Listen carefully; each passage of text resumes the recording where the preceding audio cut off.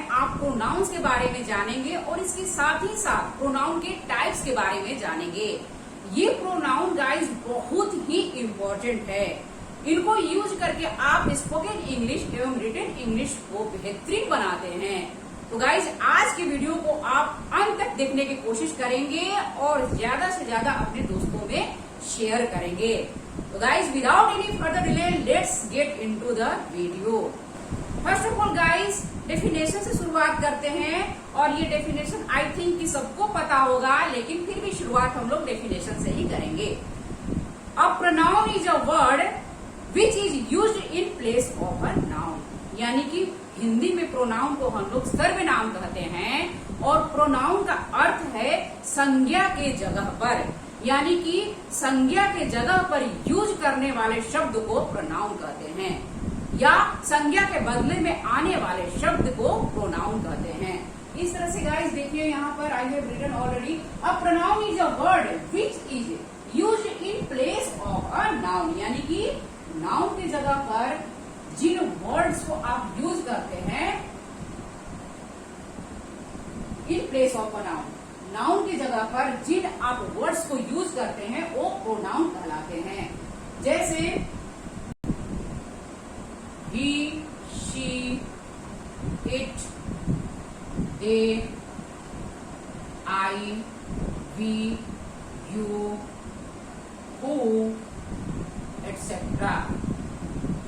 इस तरह से guys he, she, it, they, I, we, you, who, what, ये सारे के सारे प्रोनाउंस हैं और इनको आप कुछ एग्जांपल्स के साथ समझेंगे। जैसे Mukul did not come as he was not invited. Mukul यहाँ पर गाइज नाउन है, मुकुल नहीं आया था क्योंकि उसे इनवाइट नहीं किया गया था। तो यहाँ पर उसे के लिए हम लोग ही का यूज किए, यानी कि अगेन हम लोग मुकुल न कहकर ही को हम लोग यूज करेंगे, यानी मुकुल के जगह पर हम लोग ही को यूज किए, प्रोनाउन को यूज किए। डेफिनेशन तो यही है ना गाइस कि नाउन के बदले में, यानी कि संज्ञा के स्थान पर, तो ये क्या हुआ, नाउन हुआ और ये मुकुल नाउन हुआ और अगेन हम लोग मुकुल न कहकर यहाँ पर हम लोग संज्ञा के स्थान पर हम लोग क्या किए हैं, ही को यहाँ पर लिखे हैं, यानी कि Mukul did not come as he was not invited. Sita is dancer, Sita जो है नाउन हुआ, सीता एक डांसर है। शी इज वेरी ब्यूटीफुल, अब यहाँ पर सीता न कहकर हम लोग क्या बोलेंगे, शी इज वेरी ब्यूटीफुल। यहाँ सीता अगेन आप नहीं बोलेंगे, अगर फिर सीता के बारे में बताना है तो आप शी को यहाँ पर यूज करेंगे, यानी कि प्रोनाउन को यूज करेंगे, यानी कि सीता जो है नाउन, नाउन को हम लोग प्रोनाउन से रिप्लेस करेंगे। My father has a car, car यहाँ पर गाइस नाउन हुआ। इट इज रेड, यानी कि इट, यानी कि कार के लिए हम लोग यहाँ पर इट को करेंगे, अगेन कार नहीं कहकर, अगेन कार न लिखकर हम लोग इट का यूज करेंगे। The boys are absent today, they will come tomorrow. यहाँ द बॉयज गाइस ये नाउन है एंड देन फिर हम लोग बता रहे हैं कि वे लोग कल आएंगे, तो यहाँ पर द बॉयज की जगह हम लोग दे को रिप्लेस किए, यानी कि नाउन को हम लोग प्रोनाउन से रिप्लेस किए। The lady who wrote this novel is coming here today, यहाँ हु का जो यूज हुआ है गाइज लेडी के लिए हुआ है, हु हम लोग लेडी के लिए यहाँ पर यूज किए हैं। इस तरह से गाइज मुकुल, मुकुल के लिए यहाँ पर हम लोग ही का यूज किए, ही प्रोनाउन का यूज किए। सीता के लिए यहाँ पर शी का यूज किए, कार के लिए इट का यूज हुआ एंड देन द बॉयज के लिए यहाँ पर दे का यूज हुआ एंड लेडी के लिए वो का यूज हुआ। इस तरह से guys he, she, it, they, I, we, you, who, what, बहुत सारे प्रोनाउंस होते हैं गाइज और इनको आप कैटेगरी वाइज समझेंगे तो ढंग से सीख जाएंगे। तो गाइज अगेन फिर हम लोग यहाँ देखते हैं थोड़ा कि जैसे नाउन के रेपिटेशन से बचने के लिए प्रोनाउन का यूज किया जाता है, यानी कि नाउन को अगेन एंड अगेन आप न बोलकर नाउन के जगह पर आप प्रोनाउन को यूज करेंगे। जैसे Ram is my best friend, Ram is my best friend, Ram is good at English. Ram goes to school daily.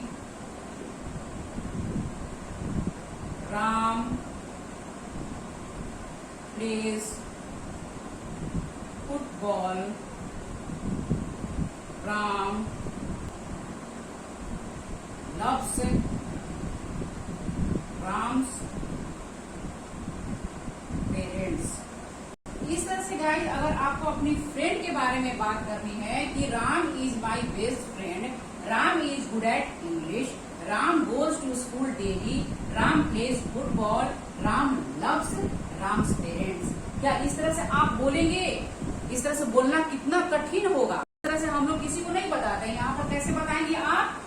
Ram is my best friend, यानी आपको शुरुआत में तो बताना होगा कि राम मेरा दोस्त है। अगेन आप बोलते हैं कि Ram is good at English, तो राम के जगह पर यानी कि यहाँ राम के जगह पर आप क्या लिखेंगे? ही को लिखेंगे, यानी प्रोनाउन का यूज करेंगे। He is good at English, वह इंग्लिश में तेज है। Ram goes to school daily, इसकी जगह पर आप क्या लिखेंगे? ही, वह रोज स्कूल जाता है। He goes to school daily. Ram plays football की जगह यहाँ पर ही को यूज करेंगे। He plays football. He loves his parents. इस तरह से सेंटेंस को बनाएंगे गाइस। यानी कि अब एक बार आप पढ़ के देखिए। Ram is my best friend, he is good at English, he goes to school daily, he plays football, he loves his parents। इस तरह से हम लोग किसी को बताना है तो इस तरह से हम लोग बताते हैं, यानी कि अगेन एंड अगेन राम ना कहकर हम लोग ही का यूज करेंगे, यानी कि प्रोनाउन का यूज करेंगे। इस तरह से गाइस भाषा को सरल और सहज बनाने के लिए इंग्लिश ग्रामर में प्रोनाउंस आए हैं और ये प्रोनाउंस का यूज करके हम लोग भाषा यानी लैंग्वेज को सरल और सहज तरीके से किसी को हम लोग बताते हैं, जो सुनने वाला भी सहज और सरल तरीके से समझता है। इस तरह से गाइस नाउन के रिपीटेशन से बचने के लिए प्रोनाउन का यूज किया जाता है। यानी कि अगर आप किसी से बात कर रहे हैं, किसी के बारे में बता रहे हैं, तो एक बार तो आप उसके नाम लेंगे, यानी कि उसका नाम XYZ है। देन अगेन उसके बारे में बात करनी है तो आप अगेन एंड अगेन नाम न लेकर उसके जगह पर आप प्रोनाउन का यूज करेंगे। यानी कि नाम के जगह पर, नाउन के जगह पर, नाम के जगह पर आप अगेन राम के बारे में बता रहे हैं, किसी के बारे में बता रहे हैं, तो ये नाम के जगह पर यानी कि नाम यानी नाउन। नाउन का मतलब ही होता है नेमिंग वर्ड्स, यानी कि किसी का भी नाम। नाउन के ऊपर मैं वीडियो ऑलरेडी बना चुकी हूँ गाइज, अगर आप नहीं देखे तो प्लीज देख लीजिए, वहां पर अच्छे से समझ जाएंगे। नाउन क्या है? नाम है, किसी का भी नाम नाउन है। और नाउन की जगह पर आप जिन वर्ड्स को यूज करेंगे, ही, शी, इट, दे, वो प्रोनाउंस कहलाएंगे। यानी कि नाउन के जगह पर आप यहाँ पर ही का यूज करेंगे एंड अगर सीता हो तो शी का यूज करेंगे। इस तरह से गाइज आप प्रोनाउंस का यूज करेंगे नाउन के जगह पर। आई थिंक कि गाइज अब आप समझ चुके होंगे कि प्रोनाउंस किसे कहते हैं और किस तरह प्रोनाउन का जो यूज है सेंटेंस में किया जाता है। Then next guys types of pronouns, यानी प्रोनाउंस भी कई प्रकार के होते हैं गाइज।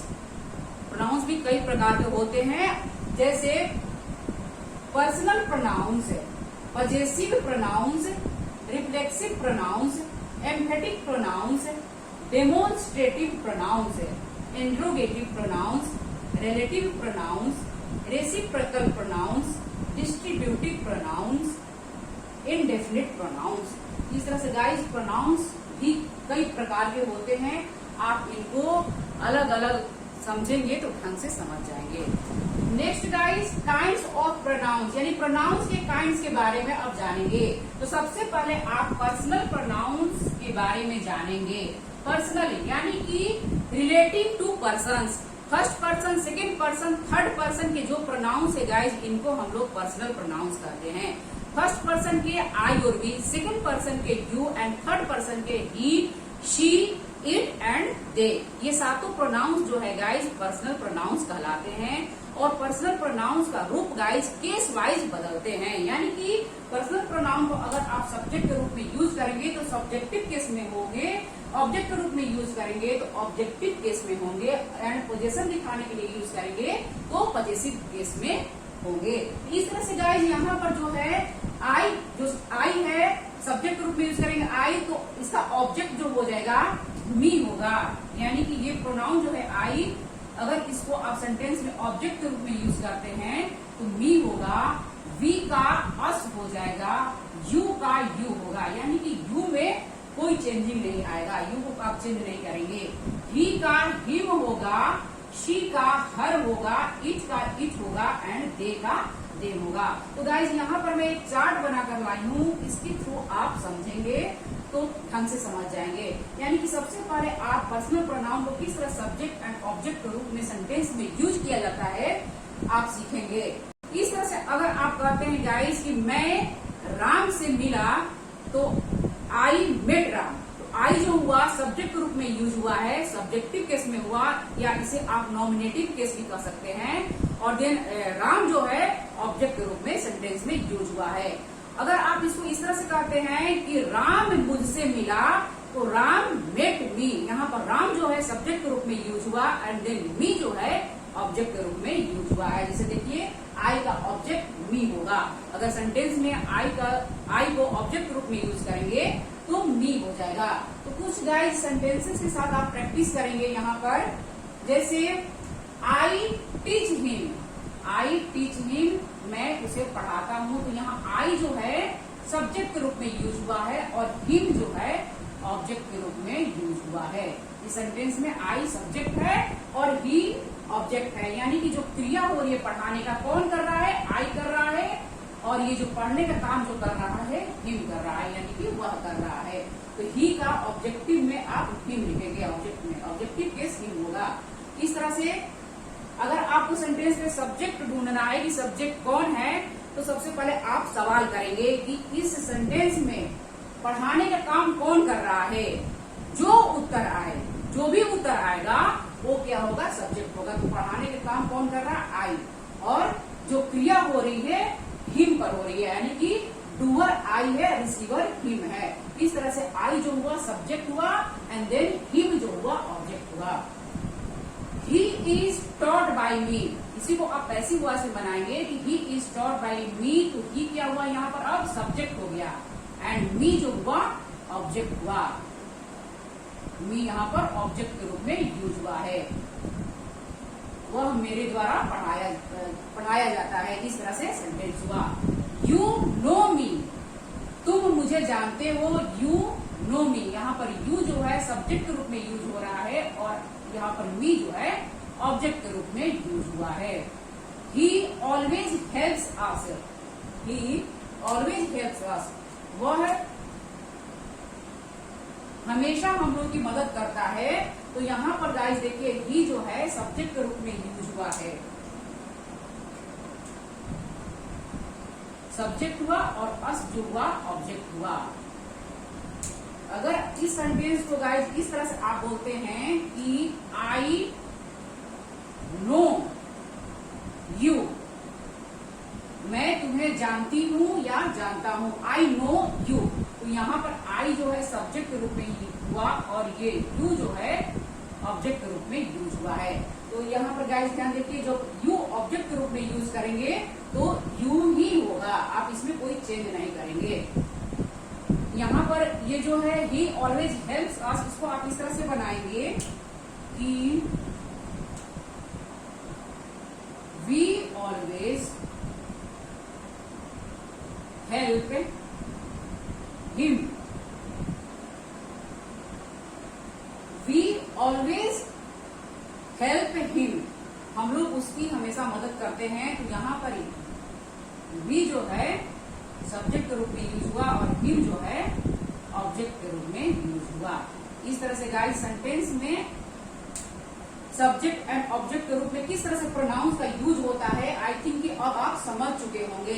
यानी कि ऑब्जेक्टिव केस जो होंगे ये होंगे, आई का मी, बी का अस, यू का यू, ही का हिम, शी का हर, इट का इट ही होगा और दे का देम होगा। इस तरह से गाइस अगर आप बोलते हैं कि आई नो हर, मैं उसे जानती हूँ, तो यहाँ हर जो है ऑब्जेक्ट के रूप में यूज हुआ और आई जो है यहाँ पर सब्जेक्ट के रूप में यूज हुआ। आप इसे आई जो है नॉमिनेटिव केस में हुआ और हर जो है ऑब्जेक्टिव केस में हुआ। तो आई थिंक कि गाइस अब आप समझ चुके हैं कि किस तरह से प्रोनाउन को ऑब्जेक्ट के रूप में सेंटेंस में यूज किया जाता है। तो देन अब नेक्स्ट थोड़ा सा यहाँ भी आप समझ लीजिए, यानी कि अगर यू, ही एंड आई, यानी कि सेंटेंस में जो हिंदी का सेंटेंस होगा कि मैं, तुम और वह है एग्जाम की तैयारी के लिए पढ़ाई करेंगे, तो यहाँ पर जो मैं पहले आएगा, लेकिन अगर आप उसको इंग्लिश में बनाएंगे तो यू लिखेंगे, यानी कि 2, 3, 1 के सीक्वेंस में रखेंगे आप, 2, 3, 1 के सीक्वेंस में रखेंगे, यानी कि 2 यानी कि सेकेंड पर्सन को पहले आप यूज करेंगे, देन 3 यानी कि थर्ड पर्सन के जो ही है इसको यूज करेंगे, देन फर्स्ट पर्सन यानी कि आई को यूज करेंगे। तो हमेशा ध्यान दीजिएगा गाइस ये कि 2, 3, 1 के सीक्वेंस में आप ये प्रोनाउंस को रखेंगे, you second person, he third person, 3 हुआ एंड आई जो हुआ first person. Shell study for the exam, इस तरह सेंटेंस को बनाएंगे, यानी कि 2, 3, 1 के सीक्वेंस लाइन में रखेंगे इसको। तो गाइस इसको विशेष ध्यान दीजिएगा आप, point to be noted.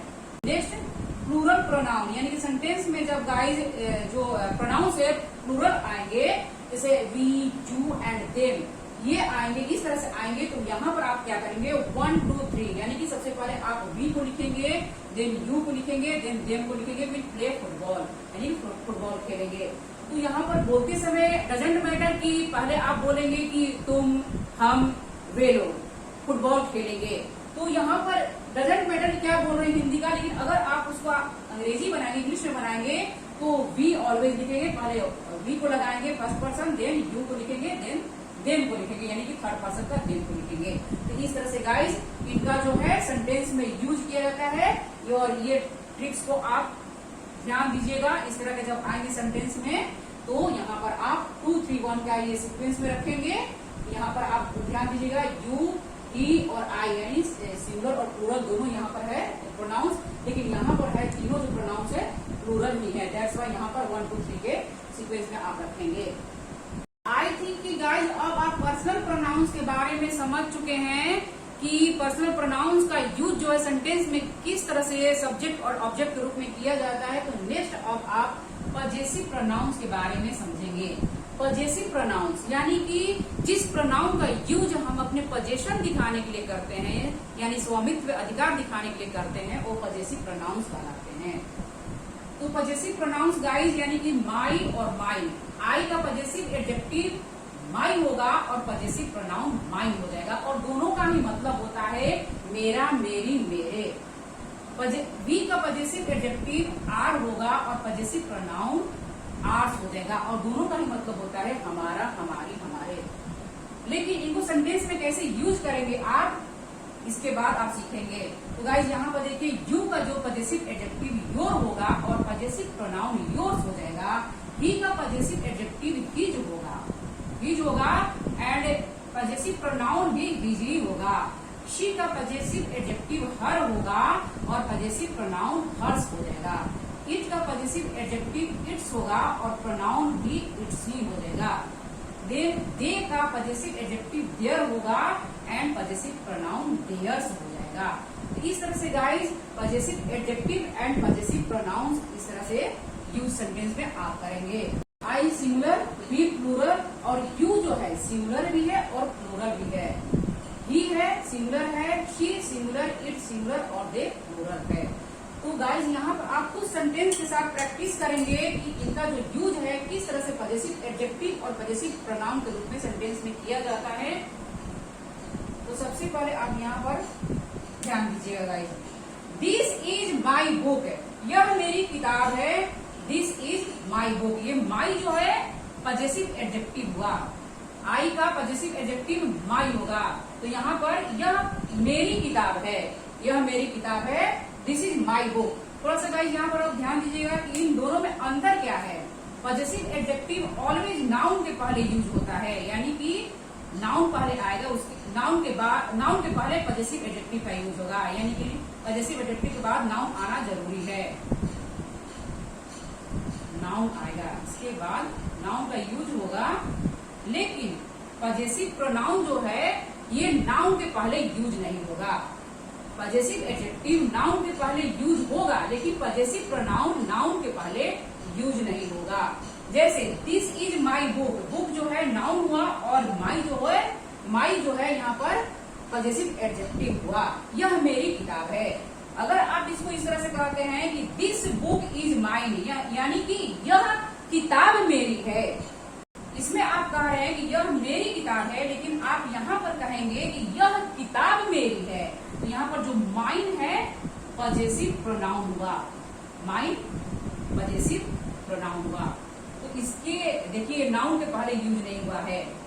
Mine जब आप लिखेंगे तो ये नाउन के पहले नहीं आएगा, लेकिन माई का जो यूज करेंगे, पॉजेसिव एडजेक्टिव का यूज करेंगे, तो ये नाउन के पहले यूज होता है सेंटेंस में। Then next guys, that is her book, यानी कि वह उसकी किताब है। यहाँ पर हर जो है पॉजेसिव एडजेक्टिव के तरह यूज हुआ है।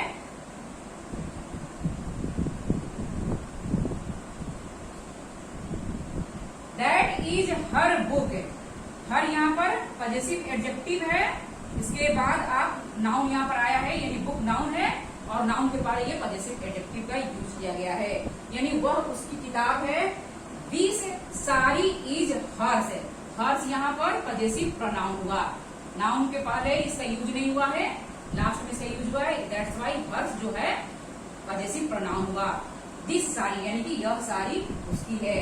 That book is yours, yours है यहाँ पर पॉजेसिव प्रोनाउन, यू का योर्स होगा पॉजेसिव प्रोनाउन, यहाँ पर योर्स है, यानी कि दैट बुक यानी कि वह किताब तुम्हारी है, वह तुम्हारी किताब है। अगर बोलेंगे तो दैट इज योर बुक, लेकिन अगर आप बोलेंगे कि वह किताब तुम्हारी है, वह किताब तुम्हारी है, दैट बुक इज योर्स, इस तरह से बोलेंगे।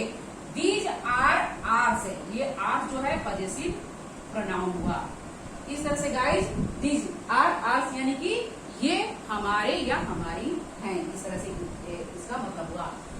तो गाइज इस तरह से possessive adjective and possessive pronoun को सेंटेंस में यूज किया जाता है, यानी कि पॉजेसिव एडजेक्टिव नाउन के ऑलवेज पहले यूज करेंगे और पॉजेसिव प्रोनाउन जो है नाउन के पहले यूज नहीं होगा, इसका आप विशेष ध्यान दीजिएगा। और इसके साथ ही साथ गाइज यहाँ पर हम लोग अगर बात बोलते हैं आर्स, योर्स, यानी कि साउंड एस का आएगा यहाँ पर, लेकिन आप यहाँ पर एपोस्ट्रोफी का यूज नहीं करेंगे, यानी कि आर्स है, यहाँ पर आप एपोस्ट्रोफी का यूज बिल्कुल नहीं करेंगे, ये गलत हो जाएगा। आर्स, योर्स, हर्स, देयर्स, यहाँ पर आप एपोस्ट्रोफी का यूज नहीं करेंगे। तो आई थिंक कि गाइज अब आप पर्सनल और पॉजेसिव प्रोनाउंस दोनों को समझ चुके हैं। तो नेक्स्ट अब आप reflexive pronouns and emphatic pronouns को समझेंगे। अगर आप स्क्रीनशॉट लेना चाहते हैं तो प्लीज ले लीजिए। Now the next one is reflexive pronouns, यानी कि नाम से ही पता चलता है गाइस कि जब हम अपने आप को मिरर में देखते हैं तो हमें हमारा खुद का चेहरा दिखता है, यही काम रिफ्लेक्सिव प्रोनाउंस करते हैं। जब वाक्य में स्वयं खुद को अपने आप जैसे शब्द का यूज हो तो वहाँ रिफ्लेक्सिव प्रोनाउंस का यूज होता है, यानी जिस प्रोनाउंस से काम का प्रभाव जो है किसी अन्य पर न पढ़कर खुद सब्जेक्ट पर पड़ता है वो रिफ्लेक्सिव प्रोनाउंस कहलाते हैं। जैसे गाइस ये जो माई सेल्फ, आर सेल्फ, ये रिफ्लेक्सिव प्रोनाउंस है और ये माई का माई सेल्फ होगा, आर जो है आर सेल्फ हो जाएगा, योर का योर सेल्फ होगा। अगर योर सिंगुलर होगा तो आप यहाँ पर योर सेल्फ लिखेंगे, अगर योर जो है प्लूरल होगा यानी कि ज्यादा एक से ज्यादा की बात होगी वहां पर आप योर सेल्फ लिखेंगे। यू का योर सेल्फ सिंगुलर में होगा और प्लूरल अगर इसको बनाएंगे तो योर सेल्फ हो जाएगा। ही का हिम सेल्फ होगा एंड शी का हर सेल्फ होगा और इट सेल्फ होगा, देम सेल्फ होगा। ये जो वर्ड्स हैं गाइज ये रिफ्लेक्सिव प्रोनाउंस कहलाते हैं। और इनका जो है हिंदी अर्थ है स्वयं, खुद ही खुद को, यानी कि सब्जेक्ट जो भी काम करेगा वो उसका असर जो है खुद सब्जेक्ट पर ही पड़ेगा, किसी और पर असर ना पड़ के खुद सब्जेक्ट पर पड़ेगा। कुछ सेंटेंसेस के साथ समझेंगे guys. I hurt myself है, आई हर्ट माई सेल्फ यानी मैंने अपने आप को चोट पहुंचाई। यहाँ पर माई सेल्फ है रिफ्लेक्सिव प्रोनाउन हुआ, यानी कि मैंने अपने आप को चोट पहुंचाई, यानी कि कर्ता जो काम कर रहा है, यहाँ पर जो काम का असर है खुद मेरे पर आ रहा है, तो ये क्या हुआ, रिफ्लेक्सिव प्रोनाउन हुआ। किसी और पर प्रभाव न जाकर खुद जो काम कर रहा है, जो डूअर है, उसी के ऊपर वो प्रभाव आ रहा है। दैट्स वाई ये माई सेल्फ यहाँ पर रिफ्लेक्सिव प्रोनाउन हुआ। We can help ourself, हम लोग अपने आप को मदद कर सकते हैं, हम लोग अपने आप को मदद कर सकते हैं। यहाँ पर जो काम का असर है खुद सब्जेक्ट पर ही आ रहा है। शी हिड हर सेल्फ है, यानी कि उसने अपने आप को छुपाया, तो यहाँ पर her self reflexive pronoun. You can go home your self, यानी कि तुम अपने आप घर जा सकते हो, तुम अपने आप घर जा सकते हो। तो देखिए किस तरह से इस सेंटेंस में यानी कि अपने आप आ रहा है ना, अपने आप या स्वयं, खुद तुम घर जा सकते हो, तुम स्वयं घर जा सकते हो। You can go home your self, your self यहाँ पर रिफ्लेक्सिव प्रोनाउन हुआ। यहाँ पर गाइज माई सेल्फ यानी कि आई जो है सिंगुलर है, इसलिए यहाँ पर सेल्फ का यूज करेंगे। सिंगुलर प्रोनाउन के साथ आप सेल्फ का यूज करेंगे और प्लूरल प्रोनाउन के साथ आप सेल्फ्स का यूज करेंगे, इसका विशेष ध्यान दीजिएगा। यानी कि वी जो है प्लूरल है, दैट्स वाई यहाँ पर सेल्फ्स का यूज करेंगे। यू जो है सिंगुलर और प्लूरल दोनों है, जब आप सिंगुलर के साथ लगाएंगे यानी कि एक की बात होगी वहां पर योर सेल्फ लिखेंगे, एंड एक से ज्यादा की बात होगी वहां पर योर सेल्फ लिखेंगे। यू चूंकि सिंगुलर और प्लूरल दोनों ही है। ही है हिम सेल्फ होगा, ही का ही सिंगुलर है, शी सिंगुलर है, इट सिंगुलर है, एंड दे जो है प्लूरल है, इसलिए दे के साथ देम सेल्फ लिखेंगे और सिंगुलर के साथ आप सिंगुलर प्रोनाउन के साथ आप सेल्फ का यूज करेंगे। Now the next one is emphatic pronouns है, यानी कि myself, ourself, yourself, himself, herself, itself, themself का प्रयोग सब्जेक्ट पर दबाव डालने के लिए किया जाता है, उसे एम्फेटिक प्रोनाउंस कहते हैं। यानी कि ये जो प्रोनाउंस है गाइस, ये एम्फेटिक प्रोनाउंस भी है, ये एम्फेटिक प्रोनाउंस भी कहलाते हैं। और इनका यूज जो है सेंटेंस में सब्जेक्ट पर जोर देने के लिए किया जाता है। जैसे you your self can study, your self यहाँ पर एम्फेटिक प्रोनाउन है, और यहाँ यानी कि तुम खुद से पढ़ सकते हो, स्वयं पढ़ सकते हो, यानी कि तुमको पढ़ाने की किसी को जरूरत नहीं है, तुम स्वयं इस काम को कर सकते हो, यानी कि तुम स्वयं पढ़ सकते हो। तो यहाँ पर यू जो है यानी सब्जेक्ट पर दबाव डाला जा रहा है, यानी कि जो जोर है सब्जेक्ट पर जोर डाला जा रहा है कि तुम खुद कर सकते हो, तुम खुद पढ़ सकते हो, स्वयं पढ़ सकते हो।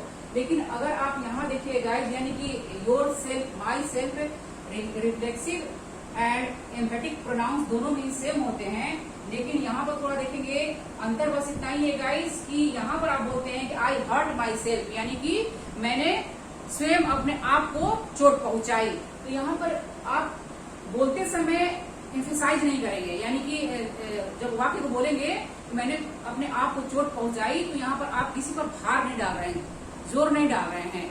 लेकिन यहाँ पर आप बोलेंगे कि you your self can study, तुम खुद पढ़ सकते हो, तो यहाँ पर आप सब्जेक्ट पर भार डाल रहे हैं, जोर डाल रहे हैं ना, एम्फेसाइज करके बोल रहे हैं। Next, he himself broke his pen, यानी कि उसने खुद से अपना पेन तोड़ा, यानी उसने स्वयं खुद ही अपना पेन तोड़ा, किसी और ने नहीं तोड़ा, उसने खुद इस काम को किया। तो यहाँ पर जो है हिमसेल्फ जो है एम्फेटिक प्रोनाउन है, और यहाँ पर सब्जेक्ट पर यहाँ भार दिया जा रहा है, जोर दिया जा रहा है कि तुमने खुद अपने पेन को तोड़ा। ही हिमसेल्फ सेड सो, यानी कि उसने स्वयं खुद ऐसा कहा, किसी और ने नहीं कहा, उसने स्वयं ऐसा कहा। यहाँ हिमसेल्फ जो है एम्फेटिक प्रोनाउन हुआ, और ही पर सब्जेक्ट पर भार दिया जा रहा है ना बोलने में, कि उसने स्वयं ऐसा कहा, किसी और ने नहीं कहा। दे देमसेल्व्स सेड सो, यानी कि उन लोगों ने स्वयं ऐसा कहा, उन लोगों ने खुद ऐसा कहा, मैंने नहीं कहा, उन लोगों ने खुद ऐसा कहा। इस तरह से गाइस अगर आपको सेंटेंस को एम्फेसाइज करके बोलना है तो यहाँ per your self, himself, her self, your self को सेंटेंस में आप यूज करेंगे एंड देन सब्जेक्ट को ऊपर भार डालने के लिए, यानी कि इनका यूज किया जाता है सब्जेक्ट को ऊपर दबाव डालने के लिए। इस तरह से गाइस मैंने इस काम को स्वयं किया, किसी और ने नहीं किया। I myself did this work, तुमने अपनी गाड़ी स्वयं तोड़ी, किसी और ने नहीं तोड़ी, तुमने खुद अपनी गाड़ी तोड़ी। You your self broke your car. इस तरह से गाइस आप इन प्रोनाउंस का यूज करके यानी कि आप एम्फेटिक वे में बोलना चाहते हैं, एम्फेसाइज करके सेंटेंस को बोलना चाहते हैं तो इस तरह से बोलेंगे।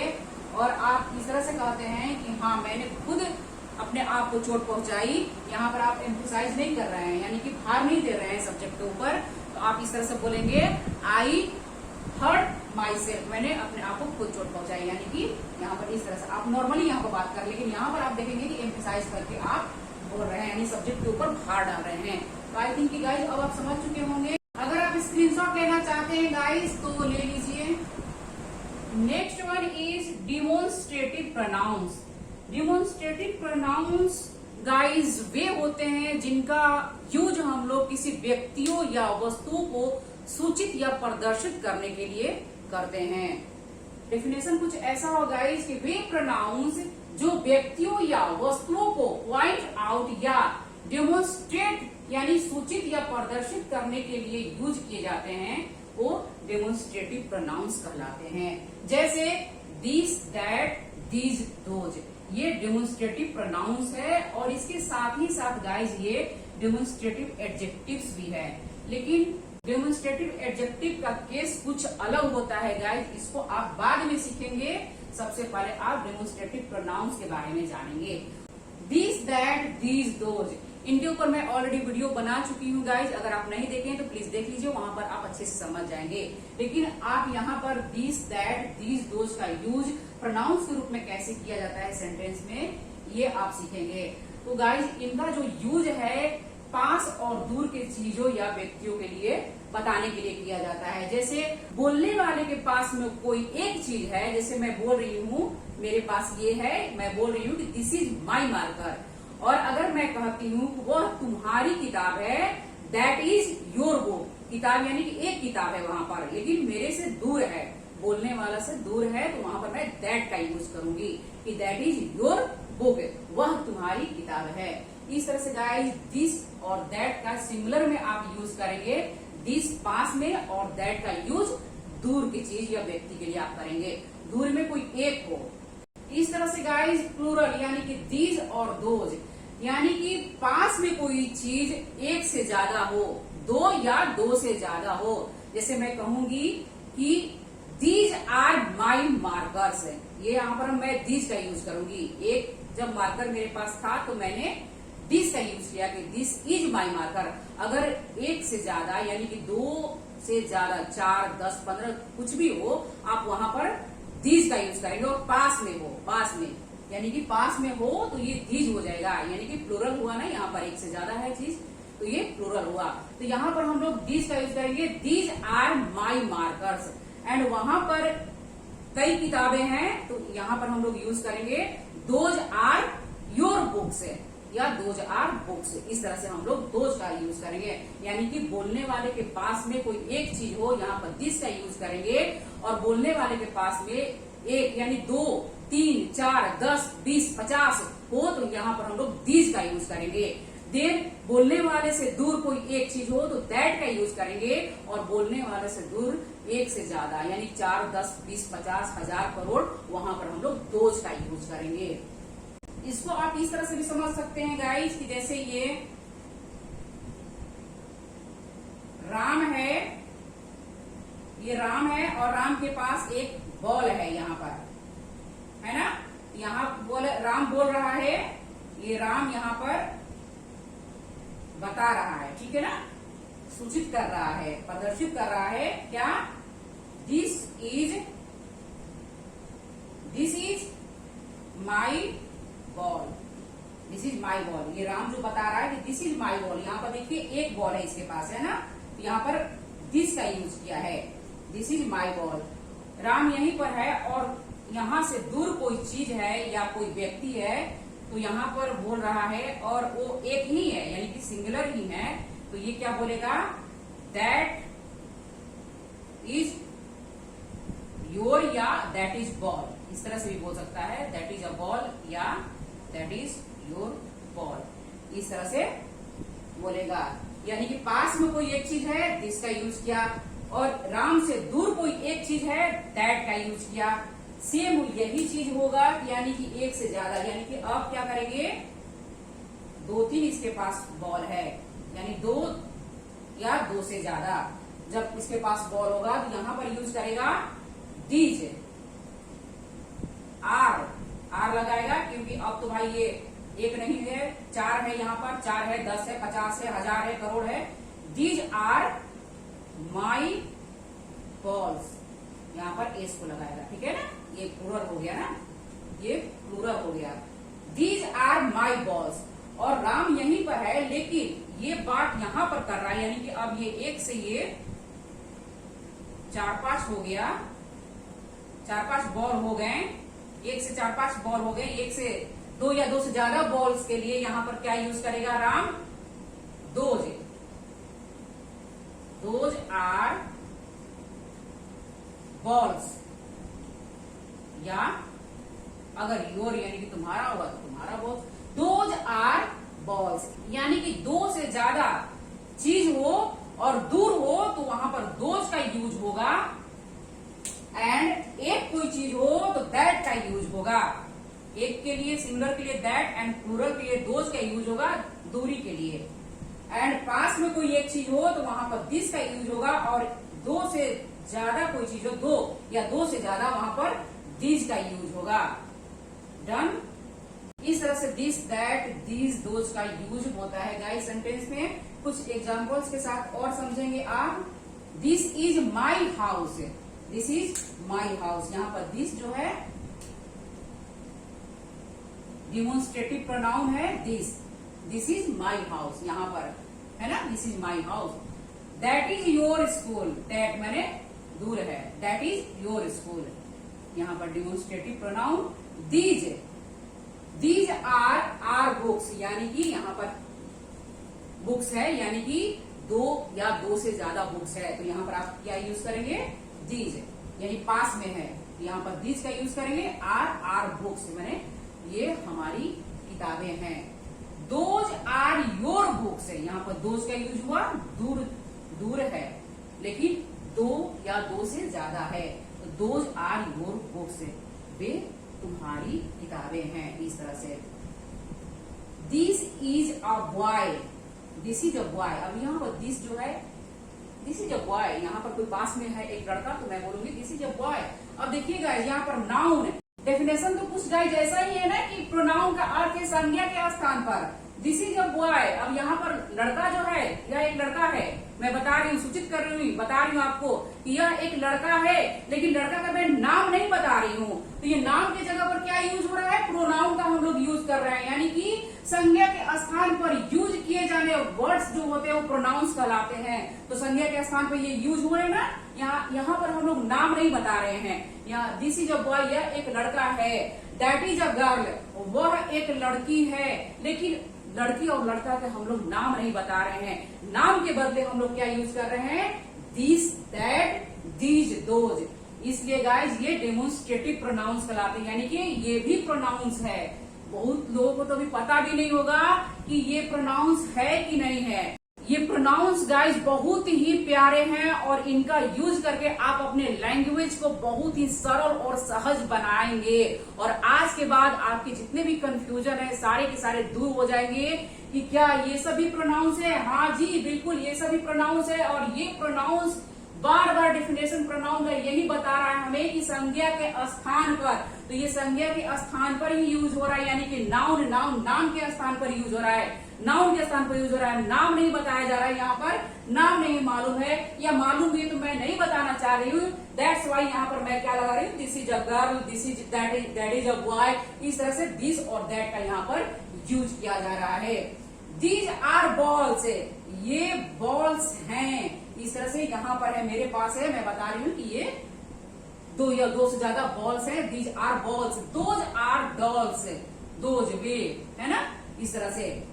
Both cars are good but this is better than that, यानी कि बोथ कार, दोनों ही कार गुड है, but this is better than that, यानी कि this is better than that. यानी कि आप समझ लीजिए किस तरह से दिस और दैट का यूज किया जा रहा है। मैं इस कार के ब्रांड के बारे में नहीं बताना चाहती हूँ, मैं नाम नहीं बताना चाहती हूँ। तो ये जो नाम है, नाम के जगह पर दिस और दैट का यूज किया जा रहा है, तो ये प्रोनाउन का अर्थ ही होता है कि नाम के जगह पर जिस वर्ड को आप यूज करेंगे वो प्रोनाउन कहलाता है। यानी कि नाउन के जगह पर संज्ञा के बदले में आने वाले जितने भी शब्द हैं वो प्रोनाउंस कहलाते हैं। जो भी शब्द हैं वो प्रोनाउंस कहलाते हैं। और देखिए किस तरह से इनका यूज सेंटेंस में किया जाता है। यानी कि आप नाम नहीं बताना चाहते हैं कि क्या ये है, इसका नाम क्या है, उसके जगह पर, नाम के जगह पर आप यानी कि नाउन का रिप्लेस प्रोनाउन से कर रहे हैं। दिस और दैट, दीज और दोज को यूज करके। यहाँ पर गाइज अब आप डेमोन्स्ट्रेटिव एडजेक्टिव के बारे में जान लीजिए कि यहाँ पर देखिए दिस, दैट और दीज, दोज को किस तरह से आप यूज करेंगे तो डेमोन्स्ट्रेटिव एडजेक्टिव कहलाएंगे।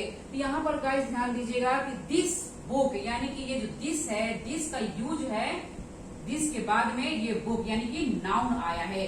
यानी दिस के बाद नाउन, दैट के बाद नाउन, दिस के बाद नाउन एंड दोज के बाद जब नाउन आएंगे सेंटेंस में तो वो डेमोन्स्ट्रेटिव एडजेक्टिव्स कहलाएंगे। तो यहाँ दिस जो है डेमोन्स्ट्रेटिव एडजेक्टिव हुआ।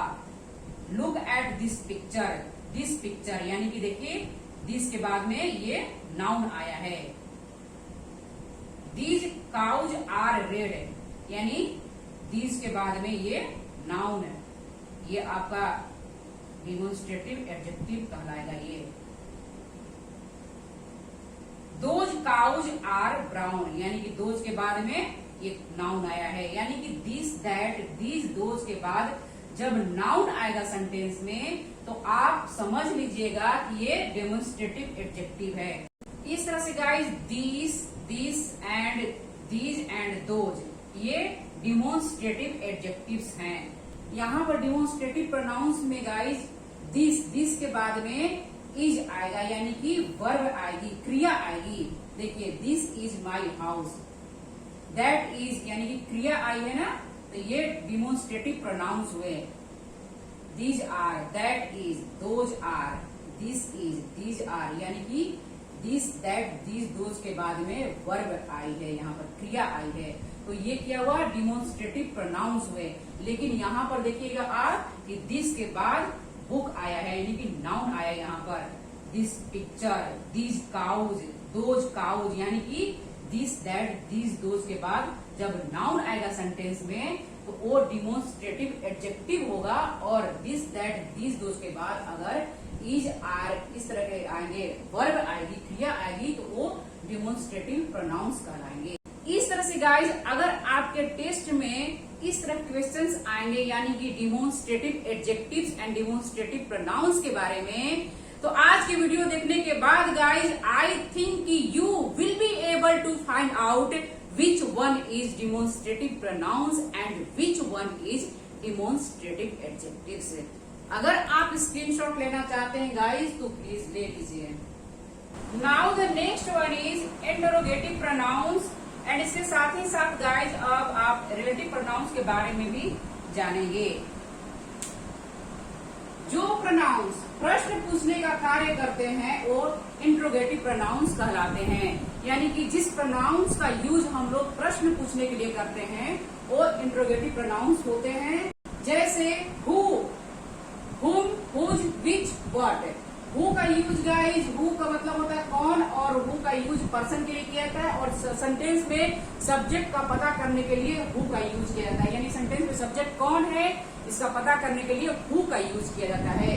हु किसे का यूज ऑब्जेक्ट का पता करने के लिए किया जाता है। सेंटेंस में ऑब्जेक्ट कौन है इसका पता करने के लिए हुम का यूज किया जाता है।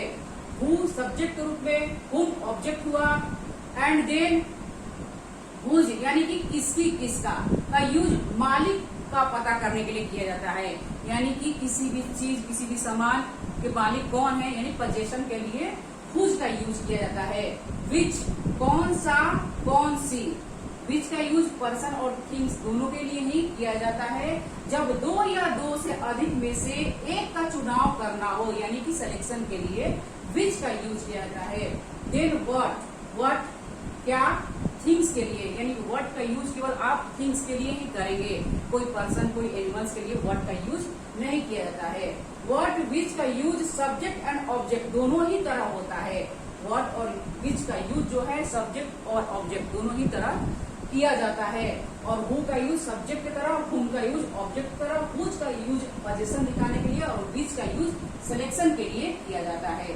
तो गाइस कुछ आप सेंटेंसेस के साथ प्रैक्टिस करेंगे और मैं यहाँ पर हिंदी में लिख कर लाई हूँ गाइस, ताकि आप अच्छे से समझ जाएंगे और आज के बाद प्रोनाउंस के लिए कोई भी कंफ्यूजन आपके पास नहीं होगा। तो प्लीज गाइस आप इसका स्क्रीनशॉट जरूर ले लीजिएगा। Who broke this pen, who broke this pen, यहाँ पर देखिए हु का यूज प्रश्न पूछने के लिए किया जा रहा है। यानी कि प्रश्न पूछने के लिए जिन वर्ड्स को हम लोग यूज करते हैं वो इंट्रोगेटिव प्रोनाउंस कहलाते हैं। यहाँ पर हम लोग प्रश्न पूछ रहे हैं ना कि किस, हु ब्रोक दिस पेन, यानी कि इस पेन को कौन तोड़ा या किसने इस पेन को तोड़ा। आप किसने भी कह सकते हैं या कौन भी कह सकते हैं। कौन इस पेन को तोड़ा या किसने इस पेन को तोड़ा, he who broke this pen. यहाँ पर ये हुआ आपका इंट्रोगेटिव प्रोनाउन, इंट्रोगेटिव प्रोनाउन। इन वर्ड्स को गाइस हम लोग क्वेश्चन वर्ड्स भी कहते हैं एंड इनका जो यूज है प्रश्न पूछने के लिए किया जाता है। और प्रश्न पूछने के लिए जिन वर्ड्स का हम लोग यहाँ पर यूज कर रहे हैं वो इंट्रोगेटिव प्रोनाउंस है। हु स्पोक, कौन बोला, हु यहाँ पर इंट्रोगेटिव प्रोनाउन है। हु आर यू, तुम कौन हो, मुझे नहीं पता है, तुम कौन हो। यहाँ पर अगर आप जवाब देते हैं कि मैं रोहन हूँ, तो रोहन यानी कि देखिए किस तरह से ये नाउन के जगह पर यूज हो रहा है। नाउन यानी कि प्रोनाउन का तो डेफिनेशन ही है गाइस कि संज्ञा के स्थान पर, यानी कि नाउन के जगह पर हु का हम लोग यूज कर रहे हैं। तुम कौन हो, यहाँ पर राम हो सकता है, श्याम हो सकता है। तो यहाँ पर हम लोग प्रश्न पूछ रहे हैं, तो प्रश्न पूछने के लिए नाउन के जगह पर हम लोग प्रोनाउन का यूज कर रहे हैं जो, तो ये क्या हुआ, इंट्रोगेटिव प्रोनाउन हुआ। यहाँ पर नाउन का जो रिप्लेस प्रोनाउन से हम लोग कर रहे हैं। Then whom did you see, यानी whom ये क्या हुआ, ये हो गया आपका interrogative pronoun. Did you see यानी कि तुमने किसे देखा, whom किसे, और यहाँ पर whom का यूज ऑब्जेक्ट के रूप में हो रहा है। यू गाइस यहाँ पर सब्जेक्ट हुआ और ये क्या हुआ, whom ऑब्जेक्ट हुआ। तुमने किसे देखा। अब ये मॉडर्न इंग्लिश में गाइस whom के जगह हु का यूज हो रहा है, तो आप इसे इस तरह भी कह सकते हैं कि हु डिड यू सी, यानी कि हुम के जगह आप हु भी बोल सकते हैं। आप बोलेंगे तो ये सेंटेंस गलत नहीं होगा।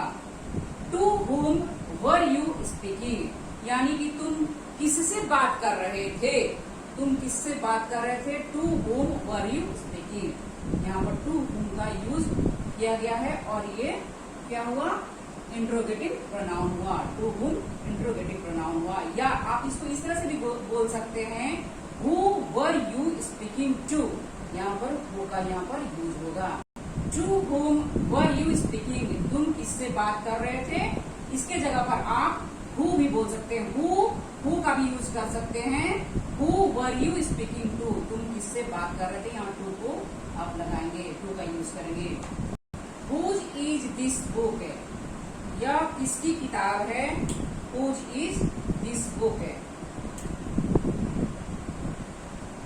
यह किसकी किताब है। हुज फ्रॉक इज दिस है, यह फ्रॉक किसकी है ना, किसकी है, राधा की है, सीता की है, किसकी है। यानी प्रश्न पूछने के लिए हम लोग हुज का यूज किए हैं, लेकिन इन दोनों में गाइस थोड़ा फर्क है। यहाँ जो हुज है, हुज के बाद ये क्रिया आई है, वर्ब आई है, तो यहाँ पर हुज का यूज जो है इंट्रोगेटिव प्रोनाउन की तरह हुआ है, लेकिन यहाँ पर हुज का यूज, हुज के बाद ये फ्रॉक जो है नाउन है, तो यहाँ पर जो है हुज का यूज इंट्रोगेटिव एडजेक्टिव की तरह हुआ है। तो उसके बाद कोई अगर नाउन है सेंटेंस में तो वो समझिए इंट्रोगेटिव एडजेक्टिव है, और whose के बाद कोई वर्ब आए, क्रिया आए तो वो इंट्रोगेटिव प्रोनाउन है। विच इज योर फ्रेंड, यानी कि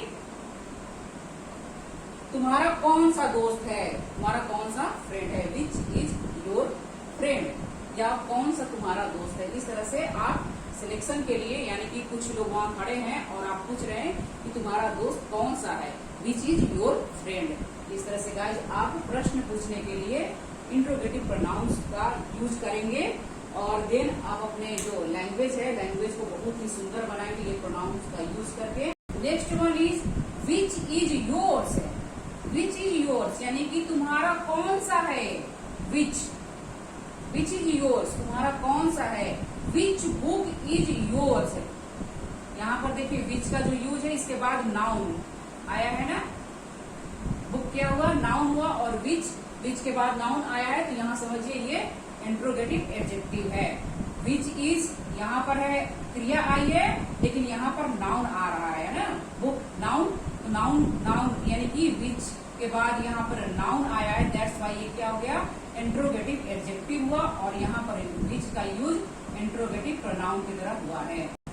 व्हाट इज योर फादर, हमारे पापा क्या है, डॉक्टर है, इंजीनियर है, क्या है, व्हाट इज योर फादर। यहाँ पर व्हाट का यूज गाइस ये इंट्रोगेटिव प्रोनाउन है। व्हाट हैपेंड, क्या हुआ।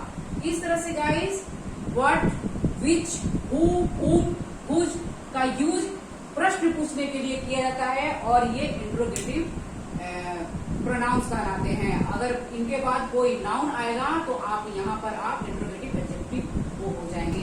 Next one is relative pronoun, way pronoun जो जोड़ने का कार्य करता है। इसको आप डिटेल में गाइस थोड़ा समझेंगे। रिलेटिव प्रोनाउन अपने से पहले आए नाउन के रिपीटेशन को रोकता है। रिलेटिव प्रोनाउन जो है अपने से पहले जो आए नाउन के रिपीटेशन को रोकता है। देन एंड नाउन का संबंध आगे आने वाले शब्द समूह से जोड़ता है, यानी कि नाउन का जो संबंध है आगे आने वाले शब्द समूह यानी कि सेंटेंस से जोड़ता है। तो ये गाइस जैसे हु, हुम, हुज, विच, व्हाट, दैट, ये क्या हुआ, रिलेटिव प्रोनाउंस हुए, और ये जो वर्ड्स हैं ये दोनों ही सिमिलर हैं गाइस, लेकिन इन दोनों में थोड़ा फर्क है। आप यहाँ पर कुछ सेंटेंसेस के साथ प्रैक्टिस करेंगे, देन आप समझ पाएंगे कि क्या दोनों में थोड़ा अंतर है, किस तरह से इनको सेंटेंस में यूज किया जाता है। हु का हिंदी गाइस जो होता है, और ये हु का यूज पर्सन के लिए सब्जेक्ट के रूप में यूज किया जाता है। हुम जिसे या जिसकी, ये पर्सन के लिए यूज होता है और ऑब्जेक्ट के रूप में यूज होता है। हुज जिसका, जिसकी, जिसके, पर्सन, एनिमल्स, थिंग्स के लिए यूज होता है। हुज का यूज किया जाता है, यानी कि पोजीशन दिखाने के लिए, आप यहाँ भी ऑलरेडी समझ चुके हैं हुज का यूज। एंड देन विच मतलब जो, एनिमल्स और थिंग्स के लिए विच का यूज किया जाता है। व्हाट मतलब जो, और जो व्हाट का यूज थिंग्स और थॉट्स के लिए होता है। व्हाट का यूज आप यहाँ पर पर्सन के लिए नहीं करेंगे, विच और व्हाट का यूज पर्सन के लिए नहीं होता है। एनिमल्स एंड थिंग्स के लिए आप विच का यूज करेंगे, और व्हाट का यूज थिंग्स या किस तरह के विचार, थॉट के लिए आप व्हाट का यूज करेंगे। दैट का यूज पर्सन और थिंग्स के लिए होता है, और दैट का मतलब होता है जो। तो ये हिंदी इनका हिंदी मतलब ये होता है गाइस। देन आप कुछ सेंटेंस के साथ प्रैक्टिस करेंगे। This is the book was given to me, यानी यह वही किताब है। अब यहाँ पर द बुक के जगह आप क्या लिखेंगे, जो, यानी कि नाउन का जो रिपीटेशन है उसको रोकने के लिए यहाँ पर दैट का यूज करेंगे। अगेन आप द बुक न कहकर दैट का यूज करेंगे। दिस इज द बुक, यह वही किताब है, that was given to me, जो मुझे मिली थी। इस तरह से आप सेंटेंस में दैट का यूज करेंगे, यानी कि रिलेटिव प्रोनाउन का यूज करेंगे। दैट यहाँ पर रिलेटिव प्रोनाउन हुआ। The boy who is playing is my friend, यानी कि जो लड़का खेल रहा है। The boy who is playing, यहाँ पर हु जो है रिलेटिव प्रोनाउन है। हु इज प्लेइंग जो खेल रहा है, इज माई फ्रेंड वो मेरा दोस्त है। गाइस किस तरह से हम लोग रिलेटिव प्रोनाउन को यूज करके सेंटेंस को सुंदर और सहज बनाते हैं। देखिए किस तरह से कितना अच्छा लग रहा है ना बोलने में। The boy who is playing, जो लड़का खेल रहा वो मेरा दोस्त है। इज माई फ्रेंड, है ना, कितना सहज और सरल तरीके से हम लोग लैंग्वेज को बोलते हैं ये रिलेटिव प्रोनाउंस को यूज करके। He broke my pen which I bought yesterday, यानी कि उसने मेरा पेन तोड़ा जो मैं कल खरीद के लाई थी या खरीदा था। इस तरह से ही ब्रोक माई पेन, वह मेरा पेन तोड़ा जो मैं कल खरीदी थी। तो विच का यूज यहाँ पर जो के लिए हुआ है, तो ये विच जो हुआ गाइस ये रिलेटिव प्रोनाउन हुआ। दिस इज द बॉय हुम ऑल प्रेज, यानी कि हुम यहाँ पर गाइस ये रिलेटिव प्रोनाउन हुआ। यह वही लड़का है जिसकी सभी प्रशंसा करते हैं, यानी कि यहाँ पर जो हुम हुआ ये रिलेटिव प्रोनाउन हुआ। The house whose walls are white is mine, जिस घर की दीवारें उजली हैं वो मेरा घर है। यहाँ पर देखिएगा किस तरह से ये जो हुज, विच, दैट, हुम, हु का यूज करके सेंटेंस कितना प्यारा बन रहा है ना।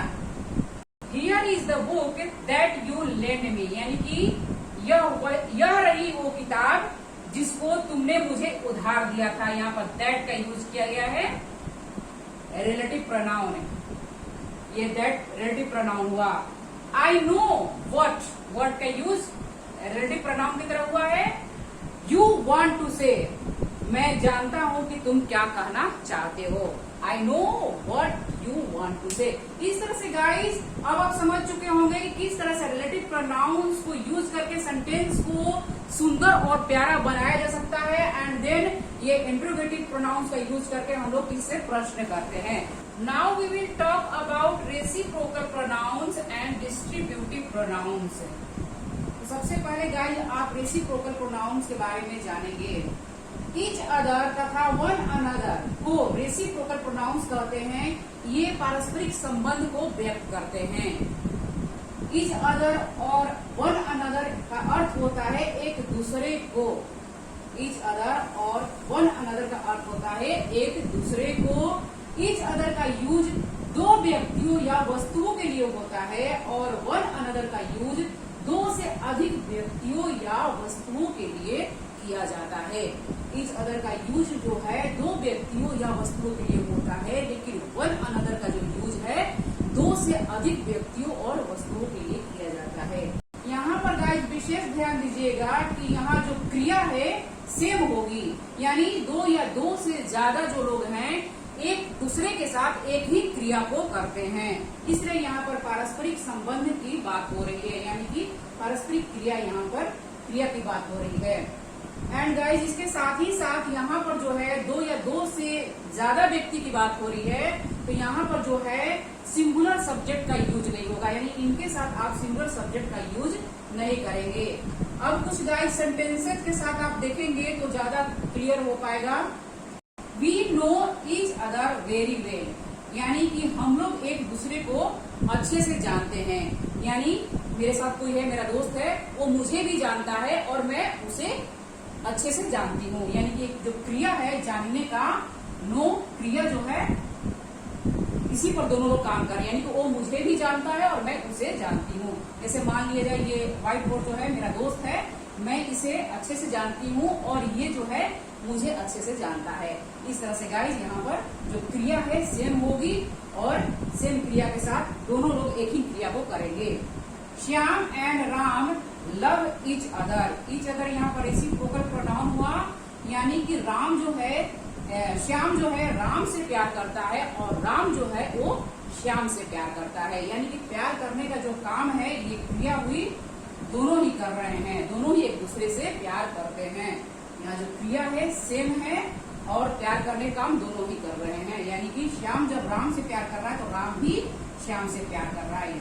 दैट्स वाई यहाँ पर ईच अदर का यूज हुआ है रेसिप्रोकल प्रोनाउन, यानी कि एक दूसरे से दोनों प्यार कर रहे हैं, एक ही क्रिया को दोनों ही कर रहे हैं। They loved one another, one another यानी कि ये रेसिप्रोकल प्रोनाउन हुआ। वे एक दूसरे को प्यार करते थे, यानी कि ये पास्ट की बात हो रही है, लव्ड है यहाँ पर। वे एक दूसरे को प्यार करते थे, दोनों ही लोग प्यार करने का काम कर रहे थे वहां पर। Sita and Gita are talking to each other. Sita and Gita जो है एक दूसरे से बात कर रही है।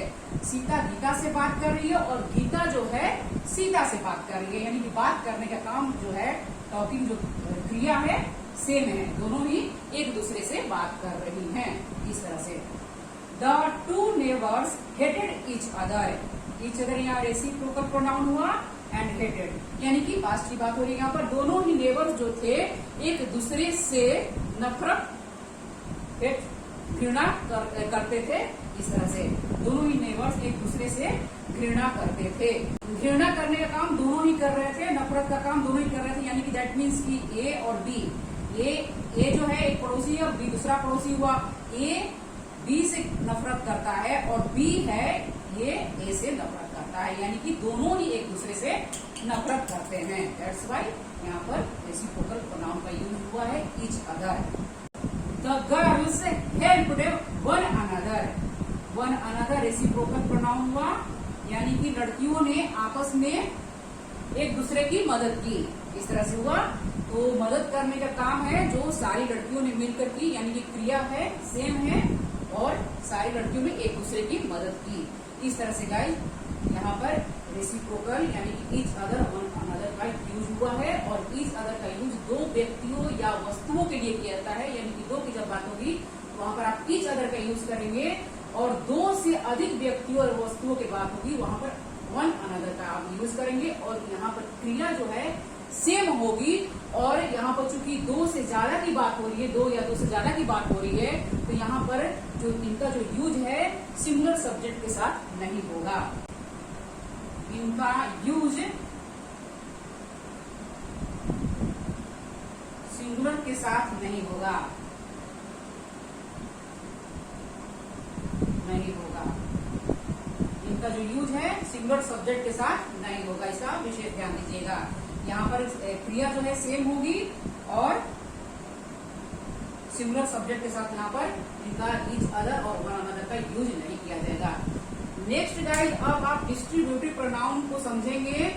जो प्रोनाउन वाक्य में आए व्यक्तियों या वस्तुओं में से प्रत्येक को सूचित करे वे डिस्ट्रीब्यूटिव प्रोनाउंस कहलाते हैं। जैसे इधर, नीदर, इधर, नीदर, नन, ईच, एनी, ये डिस्ट्रीब्यूटिव प्रोनाउंस कहलाते हैं। ईच का यूज गाइस अनेक व्यक्तियों या वस्तुओं में से अलग अलग प्रत्येक व्यक्ति या वस्तु के लिए होता है।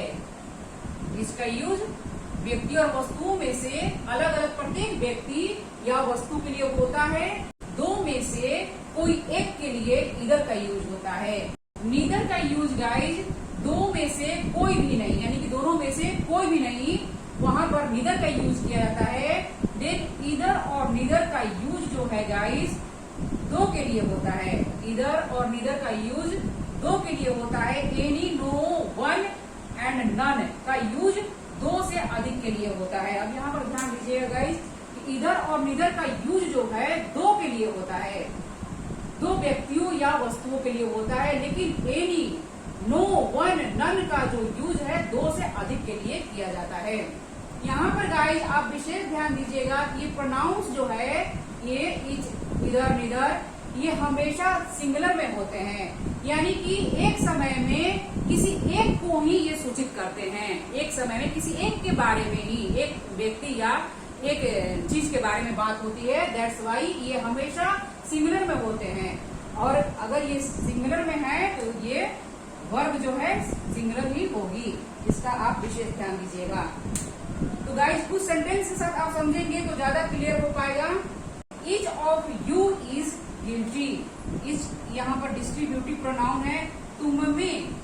तुम में से प्रत्येक दोषी है, यानी कि प्रत्येक की तरफ, यानी कि हर की तरफ इशारा हो रहा है कि तुम दोषी हो, तुम भी दोषी हो, तुम भी दोषी हो, है ना। यहाँ पर यही है ना, इसका यूज अनेक व्यक्तियों या वस्तुओं में से अलग अलग प्रत्येक व्यक्ति या वस्तु के लिए होता है, यानी कि सबके तरफ इंडिकेट हो रहा है कि तुम दोषी हो, तुम भी दोषी हो, तुम भी दोषी हो, यानी कि सारे लोग दोषी हैं। इस तरह से तुम में से प्रत्येक दोषी है। इस तरह से यहाँ पर ईच का यूज हुआ है। Each of the boys is intelligent, यानी कि लड़कों में से प्रत्येक तेज है, यानी कि सारे जो लड़के हैं वो तेज हैं। तो लड़कों में से प्रत्येक, यानी कि सबके तरफ इशारा हो रहा है कि वो तेज है, यानी तुम तेज हो, वो तेज है, वो भी तेज है। इस तरह से सारे लोग तेज हैं। Either of you can take this book. तुम में से कोई एक इस किताब को ले सकता है। इधर ऑफ यू, यानी इधर यहाँ पर डिस्ट्रीब्यूटिव प्रोनाउन हुआ। तुम में से कोई एक इस किताब को ले सकता है। कोई एक की तरफ इशारा हो रहा है, इंडिकेट हो रहा है। Neither of the two boys was absent, यानी कि दोनों लड़कों में से कोई एब्सेंट नहीं था। यहाँ पर नीदर का यूज डिस्ट्रीब्यूटिव प्रोनाउन हुआ, यानी कि नीदर का यूज होगा दो में से कोई भी नहीं, यानी दोनों में से कोई भी एब्सेंट नहीं था। इस तरह से गाइस नीदर का यूज डिस्ट्रीब्यूटिव प्रोनाउन हुआ। None of them can do it, यानी उन सब में से इस काम को कोई भी नहीं कर सकता है। None of them can do it, यहाँ पर नन का यूज गाइस ये डिस्ट्रीब्यूटिव प्रोनाउन हुआ, यानी कि उन सब में से इस काम को कोई भी नहीं कर सकता है। One of these three friends is naughty, इस तरह से गाइस यहाँ पर जो इन तीनों में से एक जो दोस्त है वो नॉटी है। Any of these five girls में डांस, यानी कि इन पांचों लड़कियों में से कोई भी डांस कर सकती है। इस तरह से गाइस यहाँ पर एनी जो है डिस्ट्रीब्यूटिव प्रोनाउन हुआ। ईच बॉय इज इंटेलिजेंट, प्रत्येक लड़का तेज है।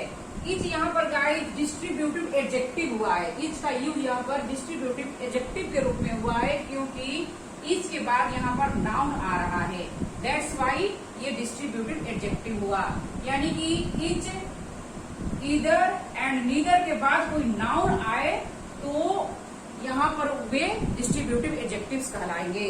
तो गाइज आई थिंक अब आप समझ चुके हैं distributive pronouns and reciprocal pronouns के बारे में। तो अब आप एक स्क्रीनशॉट ले लीजिए। Now we will talk about last but not the least indefinite pronouns. Indefinite pronouns guys बहुत ही इंपॉर्टेंट होते हैं, क्योंकि जहां हमें बहुत सारे नाम लेने की जरूरत पड़ती है वहां उन नामों के जगह हम लोग इनडेफिनिट प्रोनाउंस को यूज करके उनके बारे में आसानी से बता सकते हैं। तो सबसे पहले डेफिनेशन को समझेंगे गाइस। जिस प्रोनाउन से किसी निश्चित व्यक्ति या वस्तु का बोध न हो वो इनडेफिनिट प्रोनाउंस कहलाते हैं। जैसा कि नाम से ही पता चल रहा है कि जो डेफिनिट न हो, जो निश्चित न हो, जो किसी डेफिनिट पर्सन या थिंग्स के बारे में न बताए वो इनडेफिनिट प्रोनाउंस कहलाते हैं। जैसे everybody, somebody, anybody, nobody, someone, none, anyone, everything, something, nothing, anything, all, some, any, both, another, much, few, little. ये जो वर्ड्स हैं गाइस ये इनडेफिनिट प्रोनाउंस हैं और ये किसी पर्टिकुलर व्यक्ति या वस्तु या अमाउंट के बारे में नहीं बताते हैं। कुछ एग्जाम्पल्स के साथ समझेंगे guys. somebody has stolen my pen, किसी ने मेरी कलम चुरा ली है। somebody यहाँ पर इंडेफिनिट प्रोनाउन हुआ और किसी ने मेरी कलम चुरा ली है। किसी के तरफ इशारा नहीं हो रहा है, यानी कि यहाँ पर जो है somebody जो है इंडेफिनिट प्रोनाउन हुआ और किसी पर्टिकुलर यहाँ व्यक्ति के बारे में बात नहीं हो रही है। किसी पर्टिकुलर पर्सन की यहाँ पर बात नहीं हो रही है। किसी ने, ये नहीं मालूम किसने चुराया है, राम ने चुराया, श्याम ने चुराया, लेकिन किसी ने चुराया है मेरी कलम को। तो यहाँ पर गाइस समबडी हुआ जो इनडेफिनिट प्रोनाउन हुआ, पता नहीं है, यानी कि पता नहीं है किसी ने मेरी कलम को चुरा लिया है। एनीबडी कैन बीट हिम, कोई भी उसे पीट सकता है, कोई भी पीट सकता है। यहाँ पर किसी का स्पेसिफिक नाम नहीं लिया जा रहा है, किसी का पर्टिकुलर नाम नहीं बताया जा रहा है कि उसे पीट सकता है। राम उसे पीट सकता है ये नहीं बताया जा रहा है, बताया जा रहा है यहाँ पर क्या, कोई भी उसे पीट सकता है। Anybody can beat him, anybody क्या हुआ, इंडेफिनिट प्रोनाउन हुआ। सम आर जेंटल, यानी कुछ नेक होते हैं, कुछ नेक होते हैं। यहाँ पर सम जो है गाइस इंडेफिनिट प्रोनाउन हुआ। ऑल आर फुलिश, यानी कि सभी मूर्ख हैं। यहाँ पर ये नहीं बताया जा रहा है कि कौन मूर्ख है, यानी सभी, जितने भी लोग हैं सभी मूर्ख हैं। तो ये ऑल क्या हुआ, इंडेफिनिट प्रोनाउन हुआ। किसी पर्टिकुलर की यहाँ पर बात नहीं हो रही है। ऑल यानी सभी मूर्ख हैं। नन कैन डू दिस, इसे कोई नहीं कर सकता है। नन कैन डू दिस, कोई नहीं कर सकता है। यहाँ पर किसी डेफिनिट व्यक्ति के बारे में बात नहीं हो रही है। Many of them were killed, many यहाँ इंडेफिनिट प्रोनाउन है गाइस। उनमें से अनेक मारे गए, यानी कि उनमें से अनेक मारे गए। यहाँ पर पर्टिकुलर किसी के बारे में नहीं बात हो रही है कि ये मारे गए हैं, उनमें से अनेक मारे गए। ये मेनी इंडेफिनिट प्रोनाउन हुआ। One must not praise one self, किसी को अपनी प्रशंसा नहीं करनी चाहिए। यहाँ पर वन जो है इंडेफिनिट प्रोनाउन हुआ। नथिंग इज परफेक्ट, कुछ भी पूर्ण नहीं है। नथिंग ये जो हुआ इंडेफिनिट प्रोनाउन हुआ, कुछ भी पूर्ण नहीं है। Nothing is perfect. Any of you can take it, तुम में से कोई इसे ले सकता है। एनी, यहाँ पर एनी जो है इंडेफिनिट प्रोनाउन हुआ। तो गाइस यहाँ पर देखिए, तुम में से कोई इसे ले सकता है। ये पर्टिकुलर किसी के तरफ बात नहीं हो रही है, पर्टिकुलर किसी की तरफ इशारा नहीं हो रही है कि तुम ले सकते हो। किसी के बारे में, किसी के नाम के बारे में यहाँ पता नहीं चल रहा है, यानी कि एनी, यानी कि तुम में से कोई इसे ले सकता है। None of them are good, none of them यानी कि नन जो है यहाँ पर इंडेफिनिट प्रोनाउन हुआ। उनमें से कोई अच्छा नहीं है, उन लोगों में से कोई अच्छा नहीं है। यहाँ पर पर्टिकुलर किसी की बात नहीं हो रही है, यानी कि उन लोगों में से कोई अच्छा नहीं है। कई लोग हैं, उनमें से कोई अच्छा नहीं है। Everything is ready for the meal, यानी कि भोजन के लिए सब कुछ तैयार है। इस तरह से गाइस आप अलग अलग चीजों का नाम न लेकर, यानी कि राइस, चपाती, हांडी पनीर, बिरयानी, इस तरह से आप अलग अलग नाम न लेकर एक वर्ड का यहाँ पर यूज किया, यानी एवरीथिंग, यानी इंडेफिनिट प्रोनाउन का यहाँ पर यूज करके कितना सरल तरीके से आप बनाएंगे कि सब कुछ भोजन के लिए सब कुछ तैयार है, यानी कि everything is ready for the meal. That's all for today guys. I hope कि आज का वीडियो आपको बहुत ही पसंद आया होगा। आप इस वीडियो में गाइस प्रोनाउन और इसके सारे टाइप्स के बारे में सीखे और साथ ही साथ एग्जाम्पल के साथ प्रैक्टिस भी किए। गाइस इसके बाद भी कोई कंफ्यूजन रह गया है तो आप प्लीज दोबारा वीडियो को देखें और आप कमेंट करके मेरे से पूछ भी सकते हैं। मैं बताने की पूरी कोशिश करूंगी। आपसे एक रिक्वेस्ट है गाइस, अगर आपको वीडियो पसंद आए तो लाइक जरूर कर दें, अपने दोस्तों में शेयर भी कर दें और साथ ही साथ चैनल पर नए हैं तो सब्सक्राइब कर दें और बेल के निशान को जरूर दबा दें ताकि आने वाले वीडियो का नोटिफिकेशन आपको मिल जाए। मैं नहीं चाहती कि आप कोई वीडियो मिस करें। आज के लिए बस इतना ही गाइस। Thank you. जय हिंद, जय भारत।